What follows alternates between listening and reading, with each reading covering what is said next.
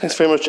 I wish to highlight in particular a very worrying trend in on board Planala, in planning decisions, and in particular by on board Planala. Obviously, most county development plans include a rural need with regard to the development plan, and if you're farming a particular area.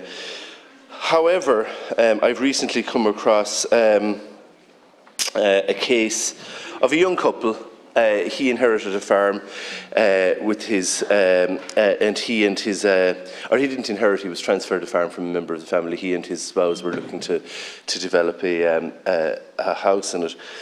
And they were told that because of the size of the farm, that it wasn't economically viable. It was a 40-acre farm. Now, it wasn't the best of land in County Clare. Certainly wouldn't be comparable to some of the lands of County Limerick. But my constituents have the same right to farm 20 acres of land, 30 acres of land or 40 acres of land in this republic as Deputy Pringle's constituents and as your constituents. And it is an absolute disgrace that some pencil pusher in Clare County Council's planning department, Donegal County Council's planning department, any planning department in this republic, or indeed on board Planala, one of the most defunct organisations in the history of the state, and the only response the head of it had to the complete dysfunction that's going on there is to blame lawyers who are taking cases. Lawyers take cases because the decisions are crap, because on board Planala, week in, week out, can't stand over their own decisions.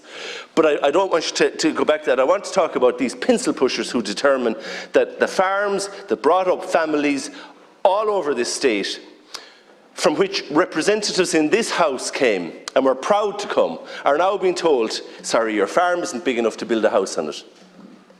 Well, if this continues for much longer, there will be an uprising, because rural people have had it. You know, to try to farm marginal land is difficult enough. To be told that you have to live in the nearest big town to farm it because your farm isn't big enough to live in it, so that you can get up in the middle of the night and calve cows or help ewes lambing or whatever it is that you need to do, whatever type of farming you want to engage in, is a disgrace from some pencil pusher with a